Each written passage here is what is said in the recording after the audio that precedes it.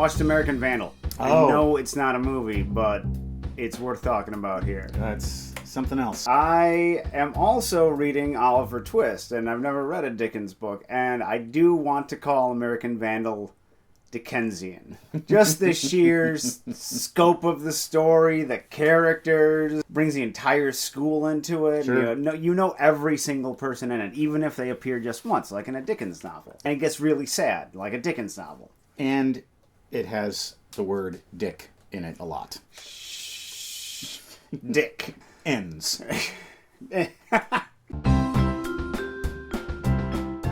Okay, it's time for unboxing. Man. It's time for unboxing. Man. There shall be no boxes. There might be a box in that envelope. Who knows? That's all part of the mystery of unboxing. Yeah. Which you're watching right now. This is where we open our mail and we thank our donors, people who go to welcometothebasementshow.com and contribute. People who did. Patrick, Shelby, Reed, Andres, John, Jeff, James, Lindsay, Anthony, Luke, Michael, Abraham, David, Martha, Andrea, Eric, Robert, Thomas, Philip, Brian, Stephanie, Kieran, Grant, Catherine, Robert, B.A., Mikey, D., Chris, Laura, Thomas, Kai, Sean, Maurizio, and Patches. Good old Patches. Yeah. From Phoenix, Arizona, we have Jen, Bo, and Brian, the Thor family. We've heard from them before. They forgot to ask if we've seen The Gristle with Michael Dorn. Weird movie. Haven't seen it. No, I haven't. The Gristle? That's a word I don't like. I don't like that band either. Throbbing Gristle? Yeah. Just because of their name. Their music's solid. Malin and Axel from Sweden say greetings from Prague. We've definitely had a week of wonders. Yesterday we visited a chapel made out of human bones. It sure gave us the creeps. I've been to one of those chapels before in Faro, Portugal. Speaking of creeps, what are your favorite haunted house movies? Well, for classic haunted house movies, you can't go wrong with The Old Dark House. Although it's not haunted. Although the family's kind of. It's a haunted house movie. Yeah. But the ultimate haunted house movie is House. House-oo! This is from Trey or Trev.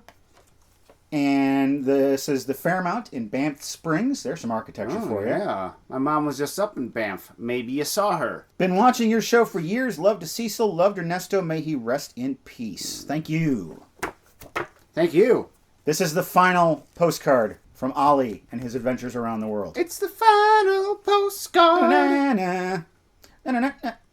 Etc. My journey across the Pacific ends here in Fiji. Right now, after leaving my sailboat, I am taking some resort time before I fly back to London in a day's time. I've sailed over 12,000 miles in the last 6 months, and I'll be traveling the same distance in about 16 hours.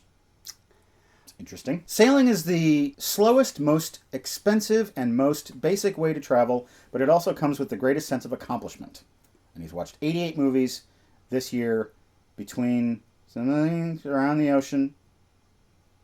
Ollie from Fiji. My brother-in-law is a bit of a sailor. He sailed from Cape Cod down to Florida this year. I hope you're enjoying being back home in England, and if any errant postcards that you've sent that haven't arrived yet show up, we will read them. You guys ask us questions sometimes via comment sections and such. This is the point of the show when we answer some of those questions. MJ Dunn writes, what's your favorite movie score or soundtrack? I like the Good, the Bad, and the Ugly score and the Godfather soundtrack.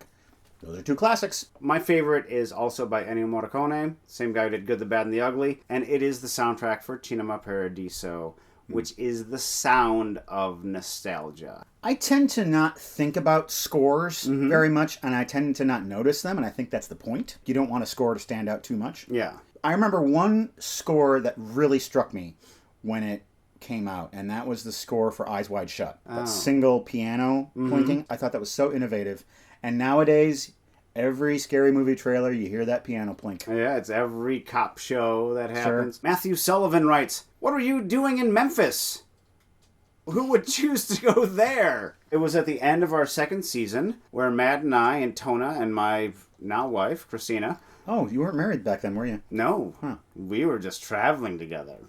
We thought that we would celebrate 2 seasons by going to the coolest place we could within a day's drive, and that would be Memphis, and then we also went to Nashville on that trip. Memphis is a great town. There's plenty to see there. We went to Sun Studios. The ladies wanted to go to Graceland, but we didn't have enough time. Yeah. Sorry about that. We'll have to go back again someday. We didn't get to hit Stax. No, we went to that really nice hotel for desserts. Yeah. But we never got to see the ducks. No. Drake Hotel. Yeah.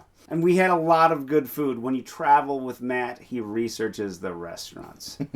It's at this point in the show when we recommend an episode of Welcome to the Basement from our massive back catalog. Something that if you haven't seen, you should check out or perhaps rewatch because we think it's good. My recommendation for this week is The Ghost and Mr. Chicken. It was from the end of season 2, and it is a movie that Matt pulled out of the envelope, and I thought, I'm wasting my life being on this show.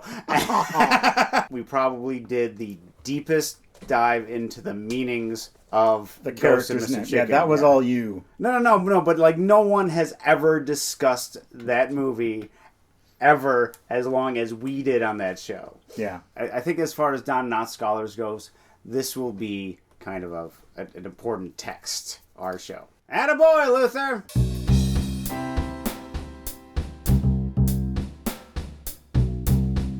The dialogue director's last name is Rapper. They're going to be dropping some sick beats in this. Medieval stink eye. My friends must collect in taxes not 2 gold marks in the pound, but 3. He's currently locating all of the swingables in the room. Yeah. Unfortunately, this scene will be interrupted when the Rocketeer topples a flat. Stop! My knee sense is tingling. I'll get myself a staff. A staff of 20 men. And I'll start a small business. Whoa! Oh! Swear to fight to the death against our oppressors. And swear like a sailor. This outlaw by the heels when I get back. Robin and his arrow are straighter than narrow. Give me all your lupins. I know what you're talking about. I suppose you say that to all the women that tickle your fancy. I've never tickled a woman's fancy before. Ah! He wants to tap that old crone. Yeah, he wants to tickle her fancy and then some. If he's here. If he's not, we'll stick your head upon the target and shoot it there. Elwyn the Welshman, Matt of Sleaford. Matt of Basement.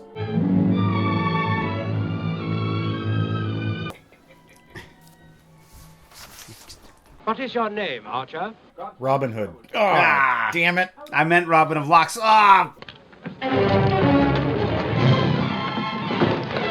Here it is. He's getting all old boy. He declared table as his proficiency, so he has a +2 with table. Do you think guys in old movies actually knew how to do the... I'm sorry, that looks bad. Next time I meet a trumpeter, to see if they know how to play one of these. We have 2 letters here. These were actually supposed to be on our previous show, but they got lost in the clutter on the desk. So my apologies to the Connollys of Columbia, Missouri, and Jenny of Sanford, Florida. We're going to open them right now. All right, here we go. It's a stack of postcards. Oh, and a card. This card is from the Marie Selby Botanical Gardens. Jenny found our show through reviews of Logan's Run and Suspiria, and she's been a huge fan ever since. Welcome to the Basement, and Beer and Board Games are easily my favorite shows on YouTube, and I can sit and watch your insightful and hilarious discussions for hours and hours at a time. Oh, now I feel even worse about that this was delayed. Why? I would love it if you could wish a happy birthday to my sweetie of 7 years and my 13 O'Clock podcast co-host Tom, who is turning 40-something in July. Happy birthday, Tom. Sorry it is so belated. It's messy down here sometimes. And she signed up for a small rolling monthly donation a couple weeks back. Well, thank you, Jenny. This is her podcast, the 13th O'Clock podcast. 13 O'Clock, rather. Some little something from the Museum of Modern Art in New York. The Jurassic period. My favorite period. Saw the movie. This is a sea creature named Snooty from the Parker Manatee Aquarium, South Florida. Ooh. That's my manatee. This is a piece of art called Hopi Nuclear Maiden. This is definitely a Hopi Nuclear Maiden. Makes sense once you see the title. Dear Matt and Craig, my wife and I have been occasionally watching films in a complete ripoff of your show, where I come through best of lists over the last couple of years and surprised it was something neither of us have seen before. The last movie we watched was A Ghost Story. I just can't decide if I love this movie or whether it was amateurish. Have you seen it? No, I haven't. I liked it quite a bit. Yeah, I really want to see it. I don't know if it'll shatter me or make me want to buy a pie. They invited us to come to their documentary film fest in Columbia, Missouri. And here's a fine for copyright violation since they are doing a home version of our show. And now the Ford Report. My quest to watch 13 films by legendary grizzled filmmaker John Ford in 2018 continues.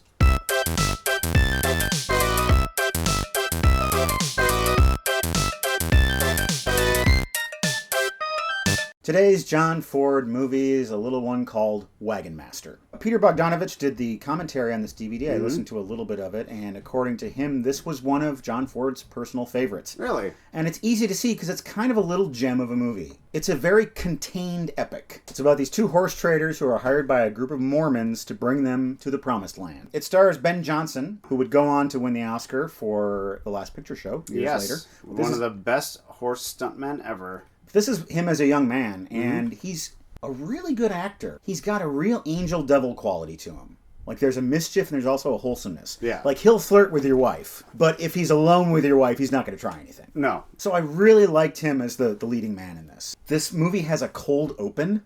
Yeah? It's not even a cold open. It's a mid-scene start. You hit play, and you're in the middle of the first scene. It's very strange. I'm sure that this movie... It had to have been the inspiration for the TV show Wagon Train. Okay. They just keep wagon training. And this movie, like many others before it, also stars Ward Bond. Ah! Now, you asked me once to keep an eye on Ward Bond and to tell you if I think he's a good actor. And I think he is. For the simple reason that whenever you see him on screen, you believe him. You believe he is who he says he is. He plays a complex character in this. He plays the reluctant Mormon. No. He's a guy who's converted to Mormonism, but he still misses being a drunk and a gambler. And that comes out. So it's a good role for him. Sometimes it feels like he's given a bit more than he can chew. But he still chews. Even if he can't chew it, he still does it. I think of all the movies I've watched so far, I would say this and The Whole Town's Talking, the comedy, are probably my two favorites. Really? The ones I haven't heard of. The movie also gives us this immortal line of dialogue. Me and my partner, we was kind of figuring on settling and playing a little high-low Jick-Jack Ginny and the Bean Gun. Could you define that? I cannot. It's some sort of gambling game. Okay, I have a book of idioms at home. Maybe I can find it. All of that sounds like a card game except for the Bean Gun. This movie, like My Darling Clementine, has a family of villains, the Clegg family. Yeah. And they're just really weird. They're weird villains, like they're crazy. Like the McPoyles and Always Sunny. Right, exactly. So we've done all of our things except for two more packages. All right. This is from our good buddy Sean Henry in Victoria, BC. Ah, Sean. Feels like a book. This is from Vincent in San Marcos, California. I haven't heard from him in a while. No. What strangeness does he have here? Oh, it's a box set. That looks like a whole bunch of movies. Holy crap. 50 movies. Wow. Dark Crimes. Sean Henry sends us this book, Ice Fields by Thomas Wharton. A small token to mark Canada Day, July 1st. A piece of Canadian magic realism. Thanks as ever for the basement. And there's a little Canadian resident. Yep. Somewhere in the Earth's crust. Yes. We may not have had any actual boxes, but we certainly opened some interesting things, and we always love hearing from you. So if you want to send something to our P.O. Box, feel free. Go to welcometothebasementshow.com and donate. Feel free. And you can see the next episode of Welcome to the Basement this coming Friday. And now, this. Don't you worry, never fear. Robin Hood will soon be here. Troll low, he robs from the rich and gives to the poor. He's prancing through Sherwood Forest. Yet there he is now. Welcome to Sherwood. Huh?